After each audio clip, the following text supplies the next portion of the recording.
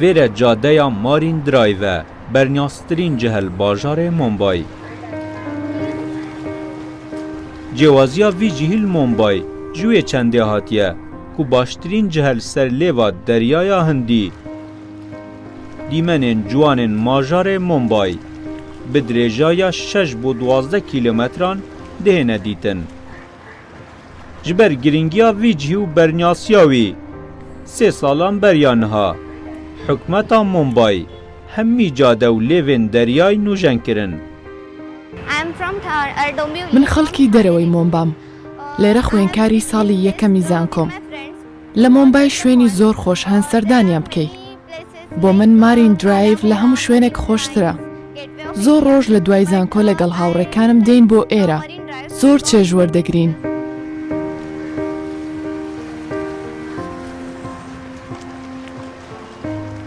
درێژایا vê lêva deryayî li Marîn Drive 3 kîlometrin.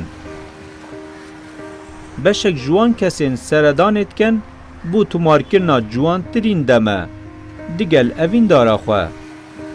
Beşekên din bû werzişê tên û beşek din bû helkêşana bayekê paqij li bajarekê Qerebalix ku zêdetir ji 12 milyon kesan têda dijîn. Vêre Marîn Drive girantirîn û bernyastirîn cihel Bombayda bi stivanka Melikî bernyase el par salda hat bûye beramber London ku êk ji girantirîn cihel serastê alemê da. û her kesekê seredana Bombay diket hez diket bîrhatinekê û demekê il vêrê derbas biket. Ji ber ciwaniya vî cihî beşek ji sermaderên Mumbai û welatê Hindistanê bernyastirîn hûtêl û avahiyên bazirganî li vî cihî durist kirîne.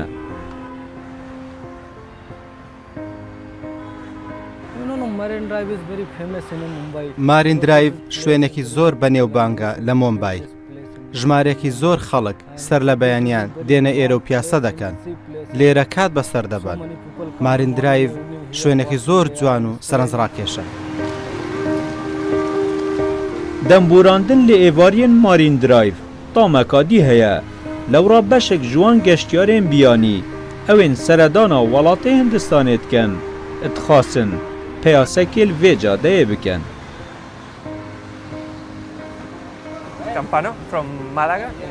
بەڵێ من ناوم ئەلۆنسۆیە خەڵکی مەلەگەم لە ئیسپانیا دەڕۆژ لەمەوبەر لەگەڵ خۆشەویستەکەم هاتینە هیندستان لێرە لە دەلهی دابەزین دواتر سەرداری چەندی ناوچەمان کرد دوای ئەوانە ئەمڕۆ گەیشتینە مۆمبای پیاسەیەکمان لێرە لە مارین درایڤ کرد ئێمە تەواوی ڕۆژەکەمان بە پیاسەکردن بە شاردا بەڕێ کرد شارەکە سەرنجڕاکێشە ئەم بەشەی شارەکە زۆر ئارامە بەڕاستی دیمەنەکان جوانن هندستان بۆ خۆی زۆر سەرنجڕاکێشە خواردنی هندیشم زۆر بەدڵ بوو ئەزمونێکی نوێ بوو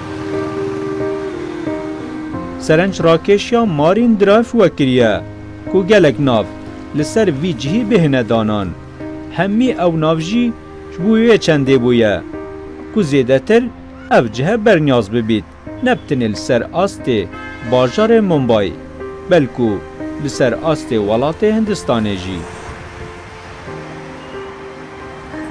Marîn Drive bû beşek ji xelkê Mumbai û bi taybetî jî yê Maharashtra êk ji cihên herî giring e. Lewra jî her dema seredana bajarê Bombay dikin hez dikin demekî li vêrê derbas bikin taybetî jî êvariyeka vî rengî û dîmaheyîk bîrhatinên xwe bû wênekî li vêrê tûmar bikin. Nasir Elî Rûdaw Mumbai.